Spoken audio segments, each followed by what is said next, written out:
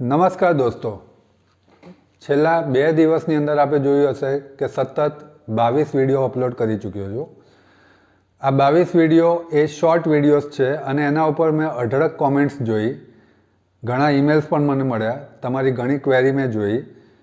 ઘણા વિદ્યાર્થીઓ એવો પ્રશ્ન પૂછે કે સર પાસ થવા માટે કેટલા માર્ક જોઈએ. ઘણા વિદ્યાર્થી એવો પ્રશ્ન પૂછે છે કે સર આટલું વાંચીશું તો શું અમે પાસ થઈ જઈશું. ઘણા વિદ્યાર્થીઓને એવી ક્વેરી છે કે તમારા વિડીયો જોવાથી કેટલા માર્ક્સ મળી શકે, બીજા કયા કયા પાસાઓ અમારે ધ્યાનમાં રાખવાના છે, which are the other factors that we should keep in our mind. તો આજનો આ જે વિડીયો છે એ તમારા ફ્રિકવન્ટલી આસ્ક ક્વેશ્ચન્સ જે મેં અત્યાર સુધી લગભગ તમારા ઘણી કોમેન્ટ્સ અને ઈમેલ્સને મેં સોલ્વ આઉટ કરવાનો ટ્રાય કર્યો છે. સો in this video we are going to discuss કે ભાઈ આ જે વિડીયોઝ હું મૂકી રહ્યો છું એની ઇમ્પોર્ટન્સ શું છે. નંબર 1 દોસ્તો, તમારા મેથેમેટિક્સ સબ્જેક્ટ અથવા તો બીજા કોઈ પણ સબ્જેક્ટનું ટોટલ માર્કિંગ હશે.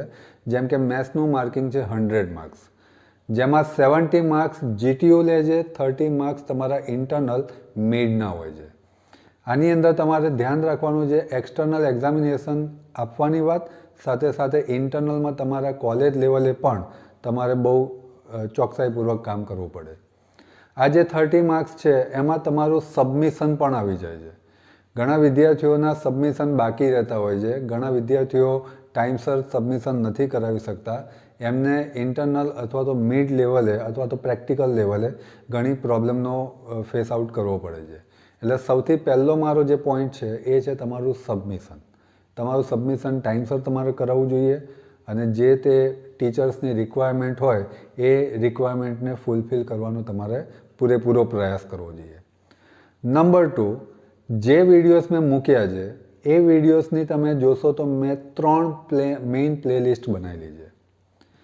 પ્લેલિસ્ટ નંબર 1 એ છે આપણું સેમ 1, જેની અંદર 19 વિડીયોઝ છે. આ 19 વિડીયોઝ એ ટોટલી કોન્સેપ્ટ બેઝ છે, એટલે કે તમે કોઈ પણ યુનિટના આ વિડીયોઝ જોશો એટલે તમારો કોન્સેપ્ટ એ યુનિટ માટે ક્લિયર થઈ જશે. નંબર 2, આપણી ગવર્મેન્ટની ટ્યુટોરિયલ બુક મૂકેલી છે. ગવર્મેન્ટની ટ્યુટોરિયલ બુકના તમે જોશો દોસ્તો તો દરેકે દરેક ટ્યુટોરિયલ, આપણા 14 ટ્યુટોરિયલ છે, 14 ટ્યુટોરિયલના અંદર મેં સોલ્યુશન્સ મૂકેલા છે. નંબર 3, આજે છેલ્લા 3 દિવસમાં મેં શોર્ટ્સ વિડીયોઝ અપલોડ કર્યા છે. એ શોર્ટ્સ વિડીયોઝ એની વાત. તો આ 3 પ્લેલિસ્ટ તમે જોશો એટલે તમારો આખો બેઝિક કોન્સેપ્ટ જે તમારા મેથેમેટિક્સ માટેનો જે ક્લિયર થઈ જશે. And I am very sure કે તમને સારામાં સારા માર્ક્સ મળશે અને તમને 100% સફળતા મળશે. In fact I can say that કે આટલા વિડીયોઝ તમે જોશો દોસ્તો તો તમને 70માંથી 70 માર્ક્સ મળશે.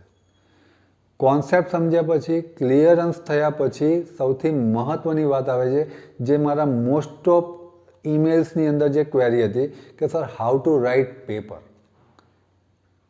મને આવડી ગયું, પણ એ આવડી ગયું છે એ હું મારા એક્ઝામિનરને કેવી રીતે બતાવીશ. આ બહુ મહત્ત્વનો મુદ્દો છે દોસ્તો. આવડવું મહત્ત્વનું નથી, તમને આવડે છે એ તમારા પેપરમાં તમારે એનું એક્સપ્લેનેશન કરવું પડે, રાઇટિંગમાં તમારે એને પ્રેઝન્ટ કરવું પડે. તો એના માટે મેં જીટીયુના પેપર સોલ્યુશનના 6 વિડીયો મૂકેલા છે. એનું પણ એક અલગથી પ્લેલિસ્ટ છે, તો એ પણ આપણે જોવાનું રહેશે. ટૂંક સમયમાં તમારી આ બધી એક્ઝામ આવી રહી છે. તમે બધાને એક્ઝામ માટે મારું ઓલ ધ બેસ્ટ. આ 4 પ્લેલિસ્ટ જોવાનું ભૂલતા નહીં દોસ્તો. તમારો પ્યાર મને ખૂબ જ મળ્યો છે.